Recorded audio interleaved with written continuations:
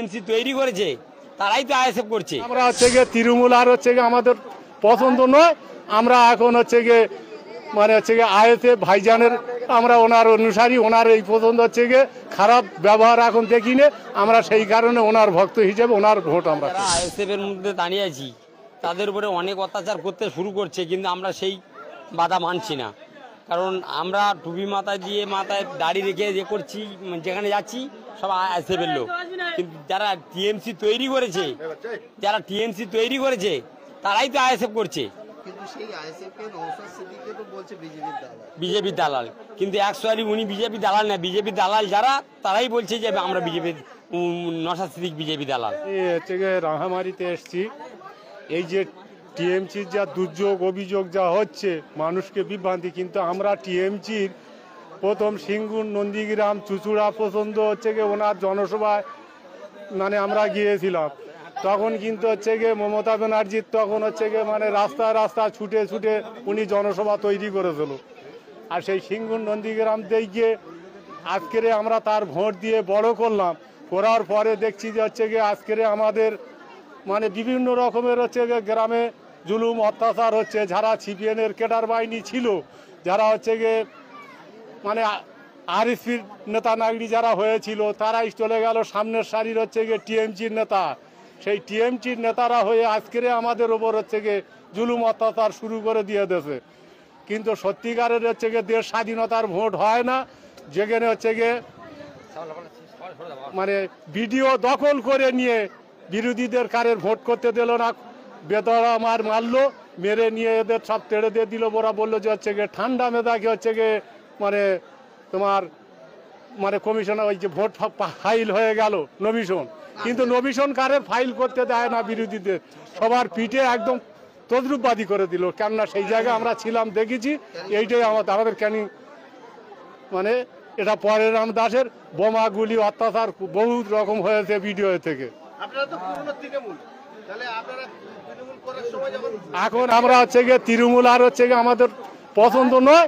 আমরা এখন হচ্ছে গিয়ে মানে হচ্ছে গিয়ে আইএসএফ ভাইজানের আমরা ওনার অনুসারী, ওনার এই পছন্দ হচ্ছে গিয়ে খারাপ ব্যবহার এখন দেখি না, আমরা সেই কারণে ওনার ভক্ত হিসেবে ওনার ভোট আমরা করব। নওশাদ সিদ্দিকী আসছে, তাতে হচ্ছে গিয়ে ওনার বক্তব্য আমরা শুনবো, আর ওনার হচ্ছে গিয়ে মানে আমরা হচ্ছে গিয়ে ওনার অনুগামী হয়ে আমরা ওনার হচ্ছে গিয়ে দেখি। গ্রামে গ্রামে পুলিশ এবং তৃণমূলের বাহিনী যে অত্যাচার করছেন, সেই অত্যাচারের প্রতিবাদ করবেন, নওশাদের বক্তব্য শুনে আপনারা কি করবেন? হ্যাঁ, সে বিষয়ে আমরা প্রতিবাদ হচ্ছে গিয়ে আমাদের ওখানে হচ্ছে গিয়ে চলছে, আমরাও করছি প্রতিবাদ, যে আমরা হচ্ছে গিয়ে মানে টিএমসির যা হচ্ছে গিয়ে মানে হারমাত বাহিনীরা যা ক্ষয়ক্ষতি করছে, ওতে আমাদের হচ্ছে গিয়ে মানে বলি এতে আমাদের জীবন যা যাবে, কিন্তু হচ্ছে গিয়ে আমরা হচ্ছে গিয়ে এক পা উঠবো না। এইভাবে আমরা ন্যায়ের প্রতি আমরা হচ্ছে গিয়ে চলছি। পুলিশ অফিসার বোম খোঁজার নামে এসে বাড়িটা ভাঙচুর করেছে। আচ্ছা, আপনারা বলেন, যদি বোম থাকে তাহলে পুলিশ অফিসারের কাজ কি হতো? ওই ড্রেস পরতে হয় না যদি বাই চান্স বোম ফেটে যায়, তাই না? ড্রেস পরে আসা দরকার ছিল না? তাহলে ওই অফিসারটা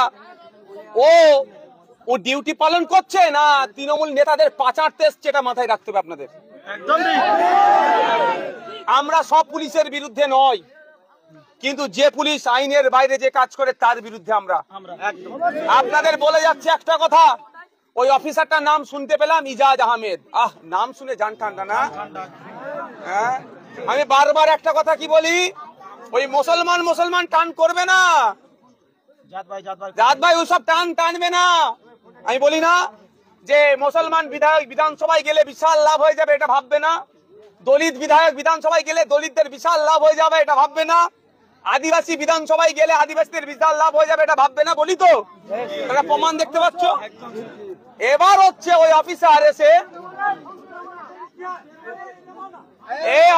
এসে এখানে ভাঙচুর করেছে, তছনছ করেছে। মা বলেছিল যে বাবু তোমরা দাঁড়াও, আমি একটা একটা করে বার করে দিচ্ছি, তুমি দেখো। 1.5 বছর আগে এখানে ছেলেটা চলে গিয়েছে, তাকে অত্যাচার এমন করেছে। তার মা যে রান্না চালায় থাকে, মনে মাঝে মাঝে আমি ঘুমিয়ে পড়ি ওখানে। আচ্ছা, ওখানে রান্না করি, ছেলে ওখানে বোম রেখে যাবে? যদি বা রেখে যাবি, ধরছি, যদি রেখে যায় তাহলে ওর মাকে বলবে না মা সাবধানে, তাই না? এখানে আমি আপনাদের দুটো কথা বলে যাচ্ছি। আমি এসপি অফিসে এসপি সাহেব কি করছে আমি দেখবো। এসপি সাহেব যদি কি এর বিরুদ্ধে এজাজ আহমেদ নামে পুলিশের নামে কলঙ্কর, পুলিশের নামে কলঙ্ক, আমি এটা বলছি ওর মা বাপ আমার ভিডিওটা শুনুক। কেমন ছেলে জন্ম দিয়েছেন মা, কেমন ইজাজকে কেমন ছেলে জন্ম দিলেন, মানুষ করতে পারলেন না, অমানুষ রেখে দিলেন। এই ইজাজের মা বাপ ভিডিওটা আমার শুনুন। আপনি আপনার ছেলে এখানে এসে মানে ভেড়ুয়াগিরি করছে রাজনৈতিক দলের নেতাদের। ইজাজের মা বাপ মুর্শিদাবাদে ইজাজের বাড়ি শুনলাম, এই ভয় ভিডিওটা ওর বাড়িতে যাতে পৌঁছে যায় সেই ব্যবস্থা আপনারা করবেন। ওর মা বাপকে বলছি যদি বুঝতে পারেন তো এই ছেলে জন্ম দেওয়ার আগে গলা টিপে মেরে দিতে পারলেন না। যে একটা আমি কেন এই ধরনের মুখে আমার কোনোদিন কথা শুনেছেন, কিন্তু আমার মায়ের চোখের পানিটা আমার মাথা তার কাজ করছে না। এখন আমি এমএলএ ওসব আমার কিছু নেই, আমি একটা মায়ের ছেলে, এই হিসাবে আমি কথা বলবো আজকে। এটাও বলে যাচ্ছি ইজাজ সাহেব শুধরে যান, পাবলিক লেভেলে পিটিয়ে লাল করে দেবে আপনাদের। তবে আমি অনুরোধ করবো আইন হাতে তুলবেন না, আমি অনুরোধ করবো আইন হাতে তুলবেন না। মনে হচ্ছে শাসকের চাটুকারিতা করবেন, মানুষ ছেড়ে দেবে। এসপি সাহেব যদি এর বিরুদ্ধে ব্যবস্থা গ্রহণ না করে আমি কোর্টে যাব, ইজাজের বিরুদ্ধে মামলা হবে মাকে নিয়ে। দ্বিতীয় কথা, ইজাজ এসে বলেছে এখানে বোম নাকি ওর বাড়িতে আছে। যদি বোম থাকে অবশ্যই অন্যায় কাজ।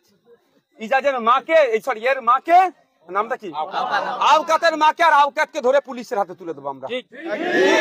অসুবিধা হবে, অসুবিধা হবে। তাহলে এটা প্রমাণ কি করে হবে? এনআইএ কে প্রয়োজনে চিঠি করবো, আসুক এনআইএ কে ডেকে নিয়ে আসবো চিঠি করে।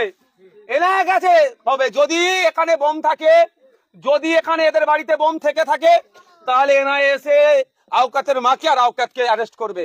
আর বাইরে থেকে বোম মেরেছে, পাঁচিল কোন দিকে পড়েছে সবটা এনআইএ এসে বুঝতে পারবে। তাহলে কে বোম মেরেছে নিশ্চিত ভাবে ইজাজ ভাই ভালো জানে কে বোমটা মেরেছে।